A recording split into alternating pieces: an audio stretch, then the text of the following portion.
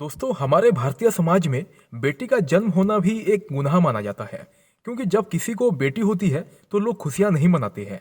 लेकिन अगर बेटे का जन्म हो जाए तो घर वालों के साथ साथ रिश्तेदारों को भी खुशी मिलती है। यही वजह है कि चाहे बिजनेस हो या फिर अन्य कोई फील्ड, वहां पर महिलाओं के मुकाबले पुरुषों को अधिक महत्व दिया जाता है। आज हम आपको एक ऐसी महिला की सक्सेस स्टोरी बताने वाले हैं जिसको एक महिला होने पर जॉब नहीं दी गई थी, लेकिन आज वो अरबों की मालकिन है। सबसे अच्छी बात तो ये है कि ये self made billionaire business women है और इन्हें फोर्ब्स की दुनिया में 100 शक्तिशाली महिलाओं की सूची में शामिल किया है। यदि आप कभी किसी केमिस्ट के पास गए हैं और यदि आपने ध्यान दिया है तो आपको दवाइयों का अधिकतम हिस्सा बायोकॉन की दवाओं को ही देखने को मिलेगा, क्योंकि बायोकॉन लिमिटेड देश के सबसे बड़ी बायोफार्मास्यूटिकल कंपनी बन चुकी है, बल्कि विदेशों में भी अपने ब्रांड के नाम से फेमस है। इस कंपनी की सफलता के पीछे एक महिला का हाथ है और आज वो भारत की सबसे धनी महिलाओं में से एक है और कंपनी के अध्यक्ष के रूप में कार्य करती है। जी हाँ, हम बात कर रहे हैं बायोकॉन के चेयरमैन किरण मजूमदार शॉ की, जिन्होंने नौकरी न मिलने के चलते 10,000 से अपनी एक कंपनी शुरू की थी। आज ये कंपनी 2.3 बिलियन की बन चुकी है।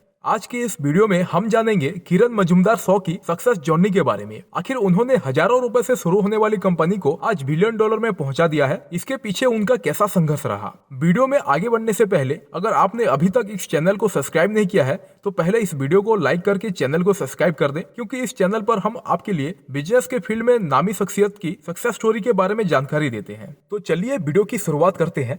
सबसे पहले हम किरण मजूमदार शॉ जी के जीवन परिचय से रूबरू होते हैं। किरण मजूमदार शॉ का जन्म 23 मार्च 1953 को कर्नाटक राज्य में बेंगलुरु शहर में हुआ था। इनका परिवार भी काफी शिक्षित था, इस वजह से माता पिता ने भी इन्हें आगे बढ़ने के लिए खूब प्रेरित किया है। बचपन से ही माता पिता ने किरण मजूमदार शॉ को फ्रीडम के साथ रहने की शिक्षा दी। 1968 में बेंगलुरु के bishop cotton girls high school से अपनी एजुकेशन कंप्लीट की और फिर वर्ष 1973 में बेंगलोर विश्वविद्यालय से बीएससी जियोलॉजी ऑनर्स से डिग्री के साथ अपनी ग्रेजुएशन की पढ़ाई की। जब वे पढ़ाई कर रही थी तभी उन्हें लगा कि भारत में शिक्षा का स्तर इतना अधिक नहीं है, इसलिए उन्होंने ऑस्ट्रेलिया से पढ़ाई करने का डिसीजन लिया। इसके बाद उन्होंने वर्ष 1975 में मॉल्टिंग और ब्रूइंग विषय पर बेलेरेट कॉलेज मेलबोर्न यूनिवर्सिटी ऑस्ट्रेलिया से उच्च शिक्षा हासिल की। इनके सामने सबसे बड़ी चुनौती तब आई जब उन्होंने जॉब के लिए कोलकाता और मुंबई जैसे बड़े शहरों में काम करने की सोची।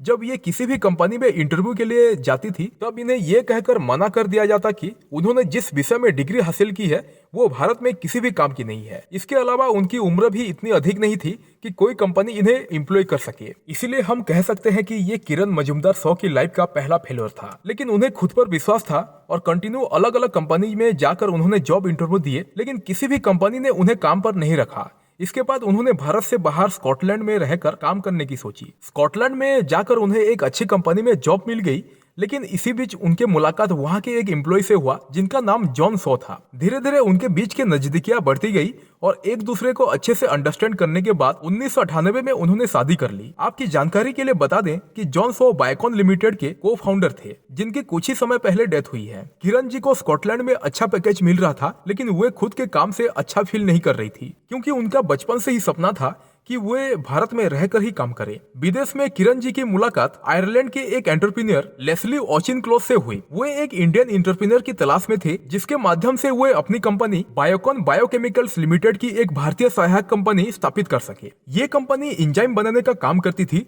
जिन्हें फूड पैकेजिंग, कपड़ा और शराब बनाने में इस्तेमाल किया जाता था।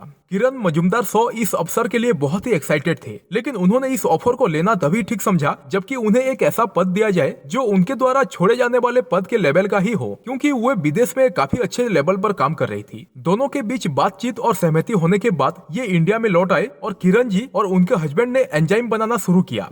बेंगलुरु के किराए के घर में मात्र 10,000 रुपए की राशि लगाकर 1978 में गैरेज से शुरुआत की और इसका नाम बायोकॉन लिमिटेड रखा। किरण मजूमदार शॉ चाहकर भी इस कंपनी में और अधिक पैसा इन्वेस्ट नहीं कर सकती थी, क्योंकि उनके पास लिमिटेड पैसे थे और वो जिस भी बैंक के पास लोन लेने जाती थी हर बैंक उन्हें लोन देने से मना कर देता। लेकिन उन्होंने हार नहीं मानी और 10,000 रुपए की राशि अपनी कमाई और घर वालों की सहायता से जोड़ी और उसी से अपना बिजनेस शुरू कर दिया। लेकिन अब इनके सामने एक समस्या और आई, वो थी वर्कर की, क्योंकि इनका बजट इतना अधिक तो था नहीं कि ये अपनी कंपनी में वर्कर को हायर कर सके। जिन लोगों को बायोटेक्निक के बारे में अच्छी नॉलेज थी वे अधिक पैसा चार्ज कर रहे थे। इसके बाद उन्होंने अपनी कंपनी में पहला कर्मचारी एक सेवानिवृत्त व्यक्ति को रखा जो बायोटेक्निक्स के बारे में थोड़ा बहुत जानता था। कंपनी धीरे धीरे प्रगति की ओर बढ़ने लगी और एक साल के अंदर कंपनी ने इतनी अधिक ग्रोथ कर ली कि कंपनी में तैयार किए जाने वाले मिनरल्स, वाटर और दवाइयां अमेरिका और यूरोप जैसे कंट्रीज में एक्सपोर्ट होने लगी। सबसे हैरान करने वाली बात तो ये थी कि आज तक भारत की ऐसी कोई भी कंपनी नहीं थी जो इन बड़े देशों को दवाइयां एक्सपोर्ट करती हो। ये एकमात्र ऐसी कंपनी बनी जो विदेशों में भी अपनी दवाइयों की सप्लाई कर रही थी। किरण जी ने अपनी कंपनी को और भी ऊंचाइयों पर पहुंचाने के लिए उन्होंने अपनी कंपनी को पूरी तरीके से जैविक दवा कंपनी में कन्वर्ट कर दिया, जिसका फायदा ये हुआ कि कंपनी को टैग मार्क मिल गया और अमेरिका में कंपनी को फंड भी मिल गया। ये किरण मजूमदार 100 की सफलता की पहली सीढ़ी कही जा सकती है, क्योंकि अमेरिका जैसी कंट्री में भारत की दवाइयों को एक्सपोर्ट होना और अमेरिका की तरफ से किसी भारतीय कंपनी को फंड देना एक अपने आप में बहुत ही बड़ी बात होती है। यही वजह थी कि किरण मजूमदार 100 को 1989 में भारत सरकार की तरफ से प्रतिष्ठित पद्मश्री पुरस्कार से नवाजा गया। बायोकॉन लिमिटेड ने धीरे धीरे फार्मेसी के फील्ड में अपनी पकड़ बना ली थी, जिस पर दूसरी कंपनी की नजर थी। इसका ये परिणाम हुआ कि 1998 में यूनिलीवर द्वारा अपनी हिस्सेदारी बायोकॉन लिमिटेड को बेच दी। इसके बाद ये कंपनी अपने काम करने के तरीके में पूरी तरीके से बदलाव कर चुकी थी और 2003 के आते आते कंपनी मानव इंसुलिन डेवलप करने वाली दुनिया की पहली कंपनी बन गई। किरण मजूमदार 100 की सबसे अच्छी बात तो ये थी कि वे अपने कस्टमर से हमेशा कनेक्टेड रहती थी और अपने प्रोडक्ट के बारे में उनसे रिव्यू लेती थी। तब 2004 में जाकर उन्हें ये एहसास हुआ कि वे लिमिटेड सोर्स पर काम कर रहे हैं, इसलिए उन्हें अपने काम करने के तरीके को और भी ज्यादा बढ़ाना चाहिए। इस वजह से उन्होंने बायोकॉन लिमिटेड के रिसर्च प्रोग्राम को डेवलप करने का डिसीजन लिया, जिसके तहत उनकी कंपनी ने डायबिटीज, ऑन्कोलॉजी एंड इम्यूनोसुप्रेसिव डिजीज पर कई रिसर्च भी किए और इनसे जुड़ी जैविक दवाइयों को मार्केट में लॉन्च किया। किरण मजूमदार 100 को रियलाइज हुआ कि उन्हें अधिक क्वांटिटी में प्रोडक्ट को लॉन्च करना है तो उन्हें कैपिटल की जरूरत पड़ेगी, लेकिन इतना कैपिटल उनके पास था नहीं।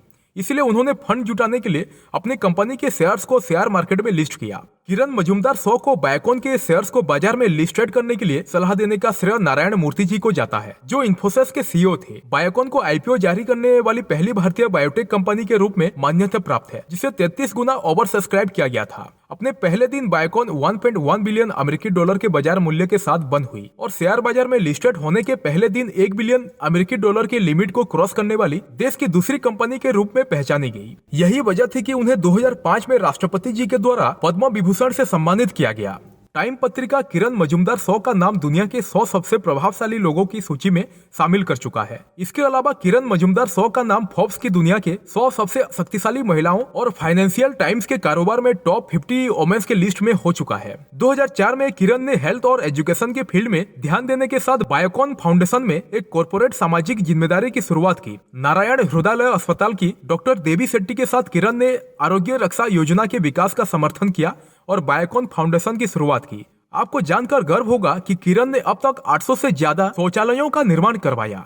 2009 में नारायण हेल्थ सिटी परिसर में 1400 बिस्तरों वाला मजूमदार 100 कैंसर केंद्र स्थापित किया, जो कैंसर के मरीजों के लिए एक रामबाण सिद्ध हुआ और 2014 में साइंस और केमिस्ट के डेवलपमेंट के योगदान के लिए ऑथमर गोल्ड मेडल से सम्मानित किया गया। ऐसा नहीं है कि किरण ने अकेले इतनी बड़ी कंपनी खड़ी कर दी, इसके पीछे उनके हस्बैंड का भी बहुत बड़ा रोल रहा है। जॉन सॉ ने बायोकॉन के वाइस प्रेसिडेंट और नॉन एग्जीक्यूटिव डायरेक्टर के रूप में सर्व किया और वे 1999 से कंपनी के बोर्ड में शामिल थे। वो विदेशी प्रोमोटर थे और बायोकॉन ग्रुप ऑफ कंपनीज के एडवाइजरी बोर्ड में शामिल थे। आज बायोकॉन लिमिटेड की नेटवर्थ 648 करोड़ रुपए है और 10,000 से ज्यादा वर्कर काम करते हैं। जो लोग किरण मजूमदार 100 को ये कहते थे कि तुमसे ना हो पाएगा क्योंकि तुम एक औरत हो, उन लोगों को बायोकॉन लिमिटेड जैसी बड़ी कंपनी खड़ी करके मुंह तोड़ जवाब दिया है। किरण मजूमदार को देश के नेशनल और इंटरनेशनल अवार्ड से सम्मानित किया गया है। पिछले कई सालों से किरण मजूमदार का नाम दुनिया की अरबपति महिलाओं की लिस्ट में शामिल है।